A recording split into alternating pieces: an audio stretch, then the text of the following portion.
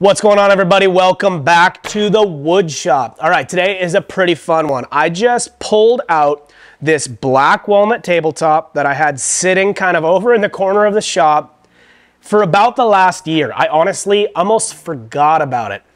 Our good friends up at the Moment Surf Company in Pacific City host the Cape Kiwanda Longboard Classic every year, and it is a fundraiser for the skate park being built in Pacific City.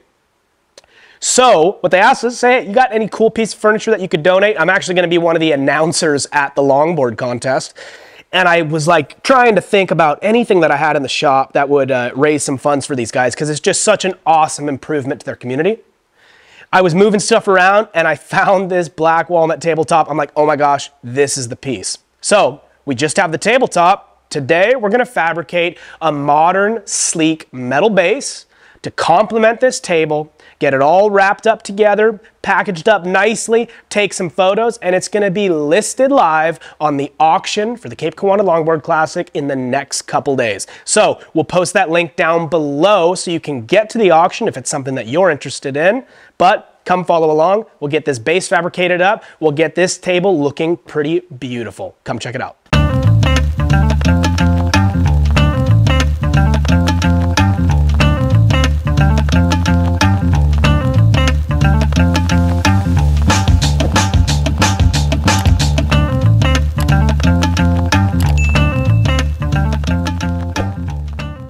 Alrighty, so our tabletop is 36 inches wide by 76 inches long. Standard tabletop height is 30 inches.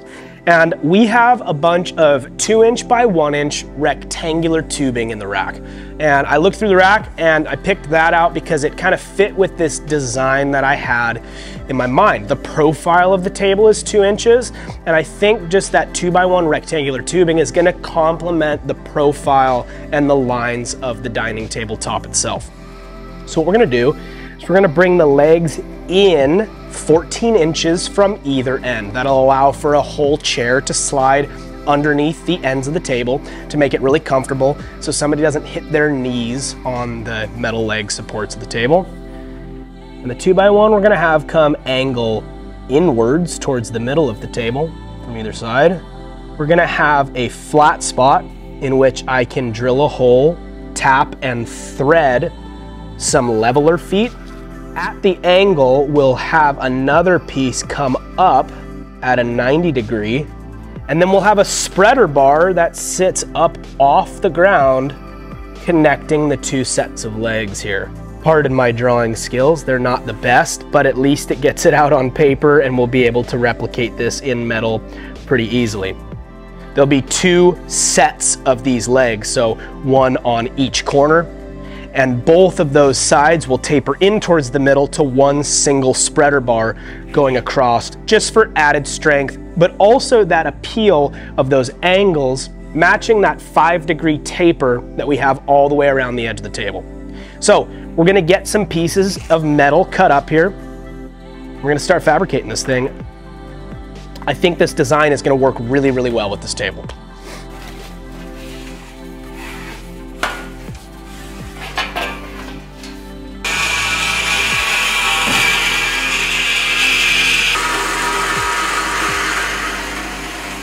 So now that we have both these pieces cut, and really because we're cutting a lot of the same piece, well, not a lot, but we're cutting a few of these same pieces to the exact same length, what we're gonna do is we're just gonna put them side by side and cut two pieces at one time.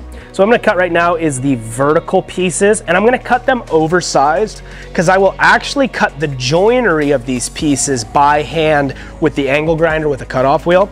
So I'm gonna cut these pieces at a 32 inches. These will be the vertical pieces that are angling outwards from the center to go and connect up to the tabletop itself.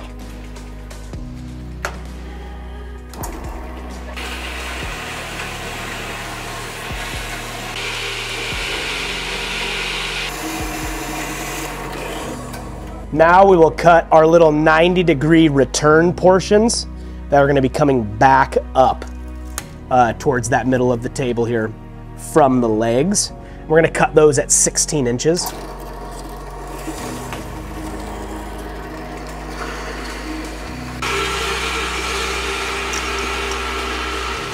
So now we got to come up with the piece that will actually connect it to the bottom of the table. And I have some of this 4" by 1/8" flat bar sitting down in here. And of course, it's underneath a whole bunch of other stuff. So we're gonna need 2 pieces at 27 inches. The underside of the table to the inner portion of the table skirts is 28 inches. So we're gonna cut these at 27 inches. So it has a 1/2 inch of room on either side. But because we have such a long piece here, again, I'm gonna cut this to 54 inches so I can have just a couple more manageable pieces here. Cutting long portions of flat bar is always a pain because it's just so unruly. But we'll get this thing cut up here.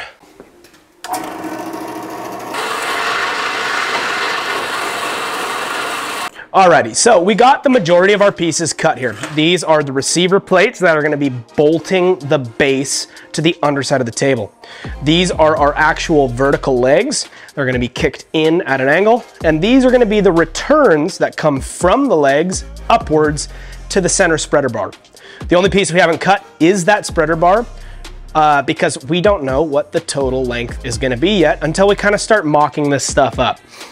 So what we do is, obviously on our bandsaw, it's water and oil cooled. And so it just uses a mixture of water and oil as a lubricant for the blade to stay cool and for the cut to be clean. So that liquid kind of gets all over everything and gets inside the tubing. And so what we do most of the time, and you might have seen it in the video, is I just set it up at an angle while I'm cutting all the pieces, and that allows the moisture on the inside of the tubing just to kind of drain out. So here we're just gonna clean these pieces up real quick, just by hand, just get kind of some of the grime and the dirt and the dust that sits on all of our stuff in here off. Then we're gonna start marking out our 90-degree angles that, like I said, we're gonna cut with the angle grinder here. You might be wondering why we didn't just set up the angle on the arbor of our bandsaw. And to tell you the truth, I don't mind doing that. However, what I've noticed with square tubing, or rectangular tubing in this case, is when we set the arbor on our bandsaw, and it might just be a default or a flaw that the jet arbor has, is it seems like every time we clamp at an angle, it actually rotates the angle a bit. And so I find that I actually get better results cutting my 45-degree miters by hand. It also allows us to cut the pieces a lot faster because when you cut at an angle, you really can only cut one piece at a time. You have to change the material angle to get your recording, different angles. So it just ends up kind of being something that we have found doing by hand is pretty easy. So I got all these pieces here. We're gonna set those pieces off to the side here, and we're gonna get all set up to mark these angles out. So we have the little burrs from the cuts on the bandsaw. We're just gonna take the flap disc on the angle grinder, and we're just gonna knock down the burrs on all the edges that we're gonna cut our miters on. And this will just make it a lot easier to get a good clean measurement and line with our angle here. So we're just gonna cut these, or grind these burrs off real fast. Alrighty, so we got all those edges cleaned up. So one thing to always keep in mind when you're fabricating, a metal base or a component for a piece of furniture is keeping in mind where your seam is, okay? So when tubing is formed at the mill, there's obviously a seam that is welded by a machine to complete the form. And that seam, while it doesn't feel like there's any difference, when this goes to either paint or powder coat or however you're finishing it, there always is a visible portion of the seam that you can see through the finishing. And what I always try to do is I try to hide the seam. So since these legs are gonna be going up at an angle to the corners of the table here, what I wanna do is I wanna point that seam to the inside of the table. That way this clean portion of the outside of the tubing is pointing out That way anybody walking around the table or looking at it from any outside angle will see a nice, clean, flat piece of tubing. So when I cut these 45s, I'm gonna cut the 45 towards the inside of the seam here. I'm gonna get my square right up to the edge of the outside wall. Mark a line. Mark a square line down. Now I'm gonna mark that same line on the other side here. All right, now that we got all these pieces cut, I'm gonna throw a cutoff wheel on our angle grinder. It's gonna be a few minutes, but we'll cut all these pieces up to these 45 degrees so that we can get these welded together. I think this base is gonna really look super cool with all these angles. And as you can see here, the way it'll be set up is really just like this. That will be going to the corner of the table. This portion will be going at the other side leg.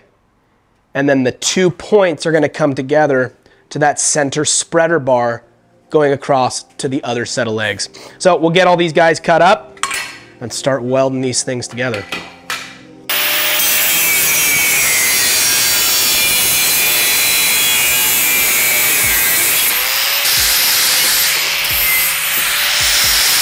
Alrighty, so as you can see, we got all of our pieces cut up to the 45-degree angles for this portion of the table legs. What I did after I cut all of the angles is I came back again with the flap disc. If you guys haven't used a flap disc before, go to your local hardware store and get a flap disc. It's by far the best thing for cleaning up mild steel or stainless steel or aluminum. And we use them all the time while we're fabricating in here for blending angles. And you'll see as we blend down the welds of these angles, how clean it gets. Anyways, I came back through with the flap disc, cleaned up our whole weld site. So you can see they fit up pretty well in our 45 degree jigs here. So we're just gonna get a couple clamps, open these things up so we can clamp our tubing in place while we weld it here. We're gonna make sure that the joint feels really good. We got our trusty Miller 252 here. I have had this welder now for, I don't know, maybe 7 years, and it has never let me down. I absolutely love this thing for MIG welding, and it has helped us build a huge portion of our business. Definitely not sponsored by Miller, although Miller, if you're watching, we would love to be. But huge fans of Miller welding equipment. All right, so we got these portions of the legs put together, clamped in place, got our ground clamp on. What we're gonna do is we're just gonna tack this in place, make sure we like how everything's laying out, and then weld the rest of it up.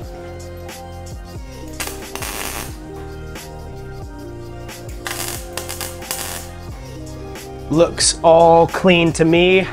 Got a tack down here on this bottom corner. We're just gonna run this whole weld here on the front edge and the rest of the way here.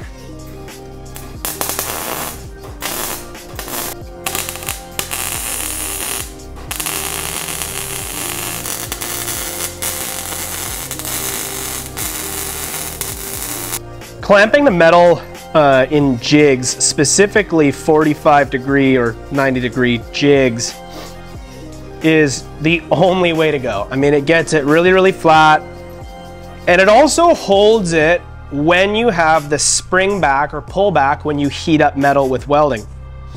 If you've done much fabrication before, you know that when you introduce the heat to the metal, it expands, and then when it cools, it shrinks again. So when you make a weld on one side, usually what it does is it pulls the metal together through the seam of the weld. So keeping it in a strong clamp, these are cast iron, clamped inside there while you're welding it and while it's cooling, keeps everything nice and level and really square. So we got all 4 of these pieces here. What we're gonna do now is we're gonna jump back in with the flap disc, like I had said earlier, and blend all these welds down together. So we're gonna get all these pieces blended down, and then we're gonna assemble them in the way that they're going to be on the table, which is something kind of like that. in some way. So these portions will get cut down a fair bit, but as you can see, it's kind of taking shape. The flat bar we cut will be up top there, bolting to the underside of the table. And this point is where the spreader bar will be. So we'll keep working through these things, getting them mocked up, but I think this is gonna be perfect for that black walnut tabletop.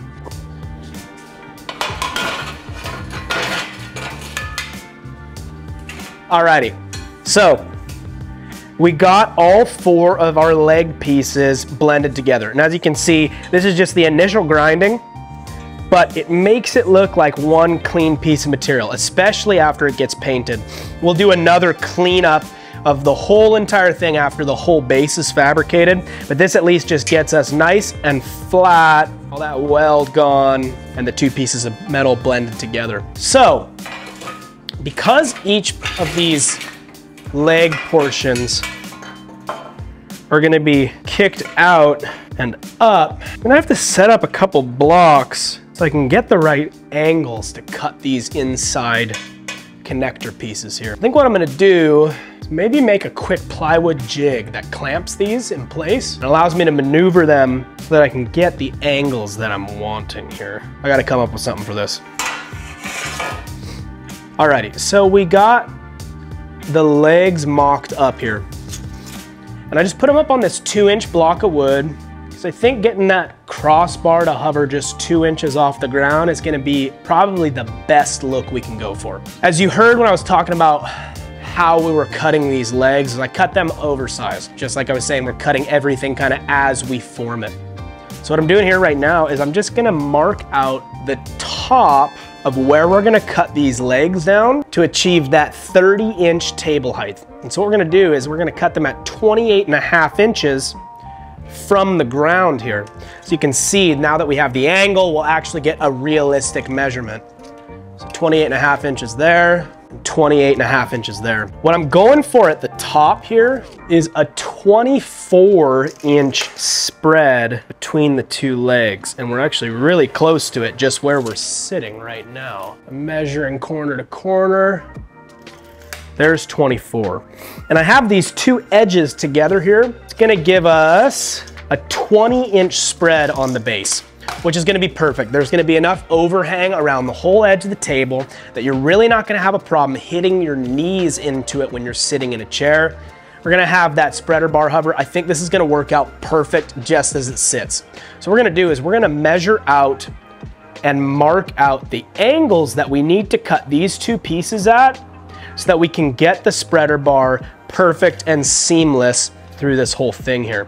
So I think what I'm gonna do is I'm gonna grab just a off-cut chunk of the 2x1, bring it in here so that we can mark this all in kind of one shot with the piece that we'll be welding into it. So this is totally just eyeballing right now. What I'm doing is I'm holding the 2x1 just into the center of the intersection of our 2 leg pieces here. Just holding it right into the center as perpendicular to the angle as I can. What I'm doing is I'm just marking the edges just like that. So what I'm gonna work towards is cutting these on that angle all the way through to get these portions joined together and this piece welded on the front as seamlessly as I possibly can. There might be a better way to do this. In fact, I'm sure there is, and maybe there's some fancy math equation and yada, yada, yada, but this is how I've always done things. And usually it works out pretty well. So I'm gonna cut these just like that. I'm gonna bring my square up from the inside. And again, marking this square with the ground here. And what I'm gonna be able to do is just duplicate this on the other set of legs the best that I can. Alrighty, we'll give that a shot here. All right, so I just got that cut on both pieces. We just reassembled it. I'm actually really happy with how this came out. So this is a little bit freestyling, free-forming this whole thing. Again, like I said, this is just kind of how I've always done stuff. Because everything is just one-off, everything is custom. I kind of just always have done it this way, using my eyes and making sure the angles look good, using simple stuff like wood blocks and these angle clamps. But to me, everything looks perfect on this. So what I'm gonna do is I'm gonna tack it in place. I'm not gonna weld the whole thing yet. I'm gonna tack it in place so it's solid in just one piece. But if I needed to, I could bust it apart. Get this tacked up, cut the other side, make sure they match. Once they match, we weld everything together, and then we're permanent. That's it, that's all. So I'm happy with how this is looking. Get a few tacks on here, make it one piece of metal. All right, so I wanna make sure I match the exact same angle from this leg that we just fabricated first to the next one we're setting up right now. So what I just did is I just grabbed a scrap piece of plywood. I'm gonna take the base that we just made, gonna put it right up in the corner here. I'm literally just gonna transcribe that angle onto this piece of plywood. So I'm gonna get this cut out and we'll match it up into this new portion here. Now that we have our angle transcribed onto the piece of plywood, we'll be able to set it into our piece here. Just kind of make sure we're getting close, matching that other side. What I'm also gonna do is get our other piece mocked up here. All right, now I got their points together. I'm just gonna do the exact same thing that I had done the first time. All right, now we're ready to cut these. So what I did is I got our second set of legs mocked up, and I'm just putting these pieces back to back just so I can see how close they are. And they look pretty darn symmetrical. You guys, if you're ever like, I really want to fabricate this thing, I have it in my head, but I don't know how to transfer it, just start putting pieces together. I think that's the way that I've always gone about it. If you guys don't want to do it in metal first, if you have limited supply, just try cutting up scrap pieces of plywood, strips of plywood. You could totally mock this whole thing up and transfer that onto the metal. Maybe save yourself some time, save yourself some money. But really, don't not do something because you just don't know how to put it all together. Just start going for it. Just give it a shot. Put stuff together. See what it looks like. Trust your eye. And then you come up with, ended up, you know, with cool stuff. So I don't know, maybe that's my little encouragement for the day here. All right, so I feel pretty good about this. I think our seam looks really good. I checked it with that piece of plywood angle that we had down here. Everything to me looks pretty dead on. So I think we're gonna go ahead and weld this up. All right, so as you can see, it's coming together. That outward angle, the upward angle. I think this looks absolutely phenomenal.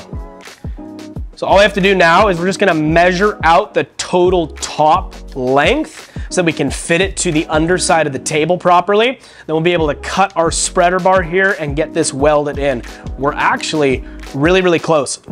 This, I think, has even come out better than I had in my head. So I'm really excited about this. We're gonna get some more measurements, cut that spreader bar, get this thing welded up. Alrighty, so the tops of our pieces are gonna have to be 50 inches apart. So I got them just set in place here.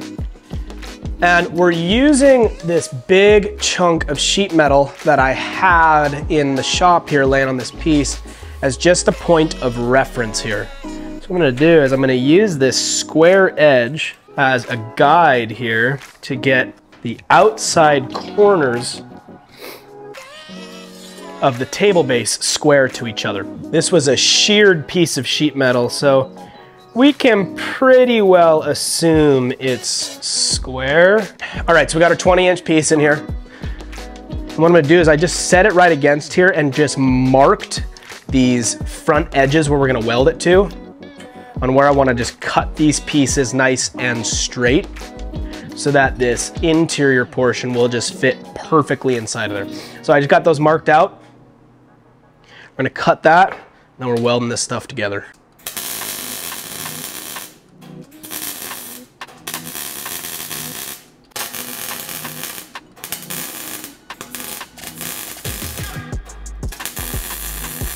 I'm super happy with how this has come out so far.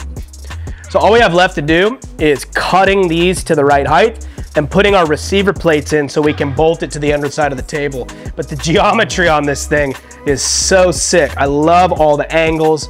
I love that the rectangular tubing is turned in at an angle on its face. The angle of the legs coming out, I mean, all this is just perfect. Alrighty, so we got this whole thing up on here. I'm gonna just do some more grinding and cleaning up. And then all we have left to do is just cut the full height to get our receiver plates on.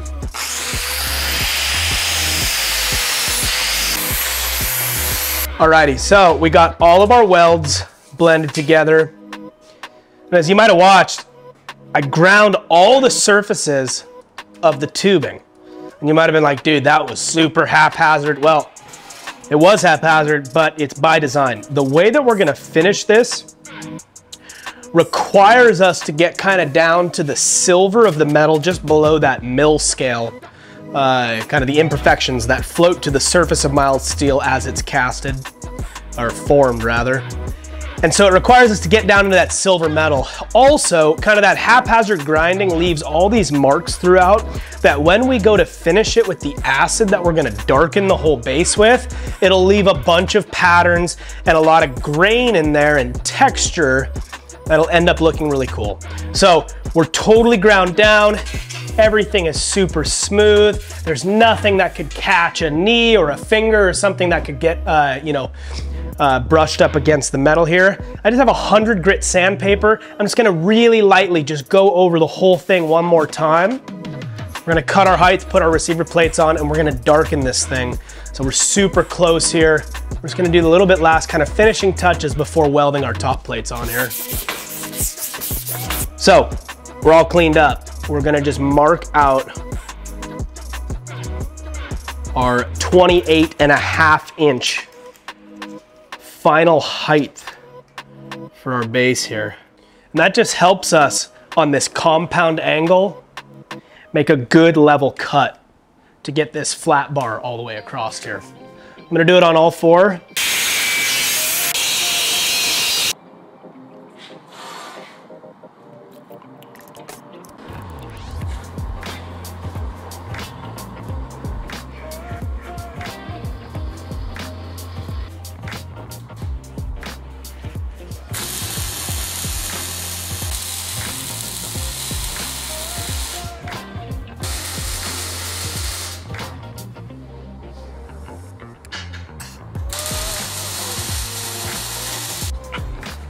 Alrighty, so the table base is done. All we have left to do is we're gonna darken it with a gun bluing acid. So all I got is just rubber gloves, an extra container for the gun bluing, and what's called super blue. It's a liquid gun bluer. This one specifically is from Birchwood, but several different companies make this similar product. What I like to do is on something this large that I can't fit in the sink, in our shop here, is I just take it right out back of the shop. I pour some of the gun bluing just into an extra container. It's just a little bit easier to work with. And we gotta be quick here because it darkens up really fast as you're about to see. So I just soak the sponge with it. And I'm just gonna hit it right on the surface of the material here. And I try to get it as evenly spread throughout the material as I possibly can. And instantly, you see just that outside edge just darken up. What you want to do is you don't want to go too far with it without rinsing it off. That's why I'm staying just kind of on this one leg here, all throughout this whole side. And this is the whole reason why we ground all the surfaces of the metal really, really well. It'll just give us that extra level of darkening when you get down into that silver metal. So the darkening acid has set in and it's just kind of evened out over the whole base. So excited about how this thing has turned out. I just think all the angles, all the blending, all the geometry of this paired with that walnut tabletop is just really just like the perfect partnership between these two. So we're gonna hit this with a matte clear coat, wait a little while, get it on the table, and then this walnut table is ready to head up to Pacific City for the auction next weekend, not this weekend, weekend after next. So like I said, we're gonna post a link in the description here, if you haven't missed it already, to bid on this online. So we're gonna get this clear coated, get the table together, and then it's done. All right, this table base is done. I had so much fun fabricating this thing. I really haven't spent that much time in my fab bay recently. We've just been doing tons of on-site projects. We've been doing odds and ends, getting kind of ready for that retail store renovation. If you guys haven't seen that, I just kind of put a teaser out last week. It's like just quick video. You can see it in the channel. Actually, I'll post a card to it right up here. But we're gonna be putting a retail store right up above us. It's gonna be featuring all custom one-off furniture that we're making down here. I'm really excited to donate this piece too, because it's going to an awesome cause. It's gonna be helping fund an epic skate park in Pacific City. And I love skateboarding and surfing. I grew up skateboarding, I grew up surfing. It's been a huge part of my life. So to be able to contribute and hopefully help kind of get this project done, it's gonna change that community. It's gonna really bring a new feature to that thing. So this is the big moment, the unveiling. This thing came out so sweet. I got it all bolted on to the bottom of this table here. You can just kind of swing it right around.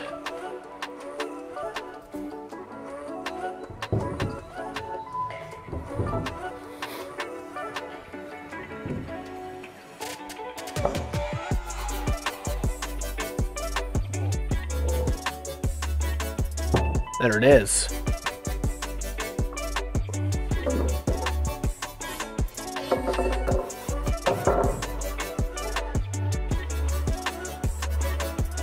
I think it's perfect. I think everything just fit up absolutely perfectly. All the angles with the taper of the skirt of the table, the angles out from the legs, the whole spreader bar in the center.